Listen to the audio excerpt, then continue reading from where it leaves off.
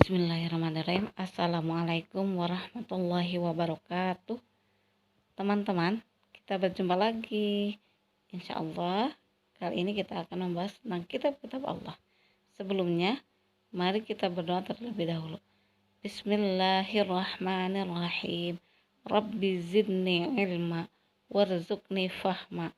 Amin. Sesuai dengan yang Ibu tadi sudah bilang, kali ini kita akan belajar tentang pelajaran 5, yaitu kitab-kitab Allah. Nama-nama kitab Allah yang diturunkan kepada manusia ada 4.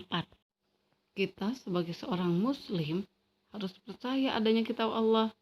Kita juga wajib beriman kepada seluruh kitab Allah, dan ini termasuk rukun iman yang ketiga. Kitab Allah diturunkan kepada Nabi melalui malaikat Jibril. Kitab Allah merupakan pedoman rujukan dalam berdakwah yang berisi firman Allah yang harus disampaikan kepada umat manusia. Apa saja kitab-kitab Allah yang diturunkan kepada Nabi dan Rasul? Tadi ada 4 ya. Yang pertama Zabur, yang kedua Taurat, yang ketiga Injil, yang keempat Al-Quran. Kitab Zabur diturunkan kepada Nabi Daud alaihissalam. Kitab Taurat diturunkan kepada Nabi Musa alaihissalam. Kitab Injil diturunkan kepada Nabi Isa alaihissalam. Dan kitab Al-Quran diturunkan kepada Nabi Muhammad SAW. Itulah para nabi yang menerima keempat kitab yang diturunkan oleh Allah melalui malaikat Jibril. Kitab Zabur berisi majmur, berita, doa, dan nasihat-nasihat. Kitab Zabur juga diturunkan kepada Bani Israel. Ini sesuai dengan Quran surat Al-Isra ayat 55, yang artinya, dan Tuhanmu lebih mengetahui siapa yang ada di langit dan di bumi. Dan sungguh kami telah memberikan kelebihan kepada sebagian nabi-nabi atas sebagian yang lain. Dan kami berikan Zabur kepada Daud. Quran surat Al-Isra ayat 55. Nah, yang kedua, kitab Taurat. Kitab Taurat merupakan pedoman dan petunjuk bagi Bani Israel. Ini juga diturunkan kepada Bani Israel, teman-teman. Di sini sesuai dengan Quran surat Al-Isra ayat 2, yaitu yang artinya, dan kami berikan kepada Musa kitab Taurat dan kami jadikannya petunjuk bagi Bani Israel dengan firman, janganlah kamu mengambil perlindungan selain aku. Quran surat Al-Isra ayat 2. Adapun isi kandungan kitab Taurat mencakup 10 hal ya teman-teman. Yang pertama, kewajiban meyakini keesaan Allah atau tauhid ya. Yang kedua, larangan menyembah berhala. Yang ketiga, larangan menyebut nama Allah dengan sia-sia. Yang keempat, mensucikan hari Sabtu.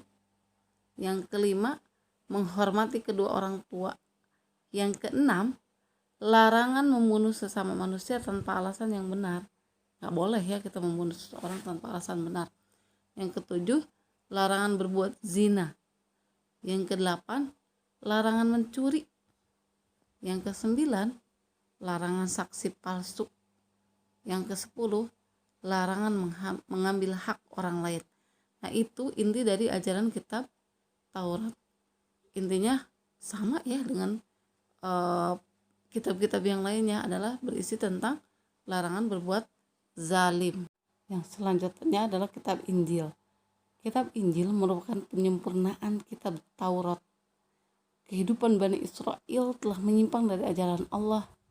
Misalnya hari Sabat atau Sabtu ya, seharusnya hari ini dipakai untuk beribadah. Mereka gunakan ternyata untuk berpesta dan memuaskan nafsu mereka. Maka Allah berfirman di dalam Quran surat Al-Maidah ayat 46, yang artinya, dan kami teruskan jejak mereka dengan mengutus Isa putra Maryam, membenarkan kitab yang sebelumnya yaitu Taurat, dan kami menurunkan Injil kepadanya. Di dalamnya terdapat petunjuk dan cahaya, dan membenarkan kitab yang sebelumnya yaitu Taurat, dan sebagai petunjuk serta pengajaran untuk orang-orang yang bertakwa. Dan yang terakhir adalah kitab suci Al-Quran. Al-Quran merupakan kitab Allah satu-satunya yang tidak berubah dari awal diturunkan sampai saat ini tidak ada perubahan sedikit pun di dalam kitab Al-Quran. Ini Allah yang menjaganya langsung ya. Nah, Al-Quran sebagai pedoman dan petunjuk bagi seluruh umat manusia, bukan hanya untuk bangsa Arab. Berbeda dengan kitab sebelumnya, kalau kitab sebelumnya itu diturunkan hanya untuk kaum tertentu, kayak seperti tadi ya. Jadi rata-rata kitab terdahulu itu diturunkan hanya untuk Bani Israel saja. Nah, kalau Al-Quran tidak, tapi untuk seluruh umat manusia yang ada di muka bumi.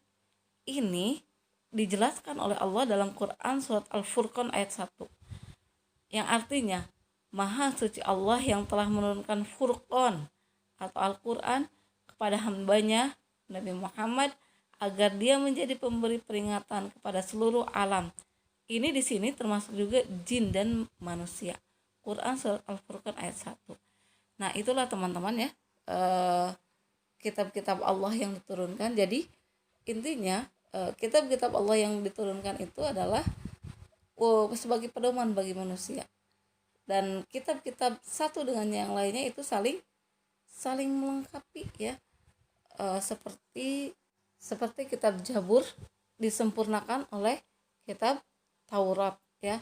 Kitab Taurat juga disempurnakan oleh kitab Injil, dan Al-Quran menyempurnakan seluruh kitab-kitab yang sudah diturunkan terlebih dahulu, yaitu kitab Zabur, Injil, dan Taurat.